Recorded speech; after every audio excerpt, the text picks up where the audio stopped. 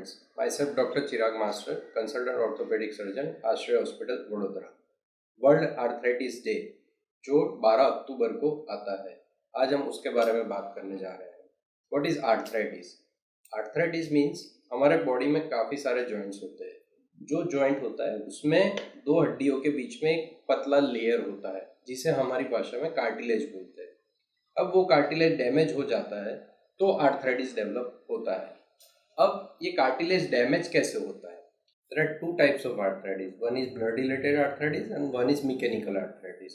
Blood-related arthritis जिसमें genetic mutation होता है, हेरिडिटरी होता है, एनवायरमेंटल फैक्टर्स काम करते हैं जिससे ब्लड में खामी होती है और उसकी वजह से आर्थराइटिस होता है, जिसको हम रूमेटॉइड आर्थराइटिस या एंकाइलोजिंग स्पॉन्डिलाइटिस या गाउटी आर्थराइटिस, सोरियाटिक आर्थराइटिस जैसे डिसीज हो सकते हैं। मैकेनिकल आर्थराइटिस मीन्स जिसमें मैकेनिकल खामी होती है इन एक्सिस ऑफ द जॉइंट, ठीक है। अब वो एज रिलेटेड हम बात करें तो पीडियाट्रिक पेशेंट में, बच्चों में जैसे कि कंजेनिटल डिफॉर्मिटी होती है जिससे आर्थराइटिस हो जाता है, फॉर एग्जांपल DDH।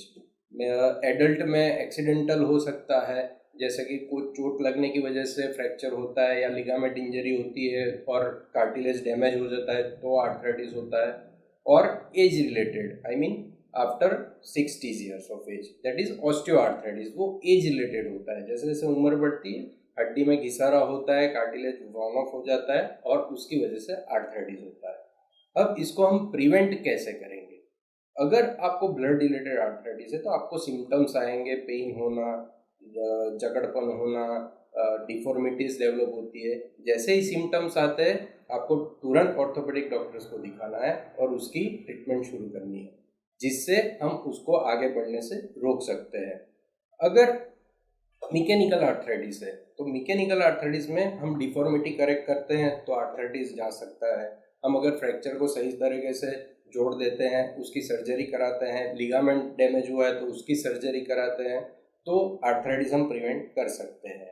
और तीसरा जो मोस्ट इम्पोर्टेंट है ऑस्टियोआर्थराइटिस, एज रिलेटेड आर्थराइटिस, उसमें हम हमारा डाइट ध्यान रखें, कैल्शियम और विटामिन D वाला डाइट ले, सनलाइट में बैठने का रखे, चलने का रखे, मेन फिजियोथेरापी, कसरत करके जोड़ों के मसल्स को हम डेवलप करते रहें जिससे हम ये आर्थराइटिस प्रिवेंट कर सकते हैं। अगर वो बहुत ज़्यादा स्टेज में बढ़ गया है तो आप अपने ऑर्थोपेडिक डॉक्टर को दिखा सकते हैं और उसका सर्जिकल करेक्शन करके हम उसे सही कर सकते हैं। Thank you.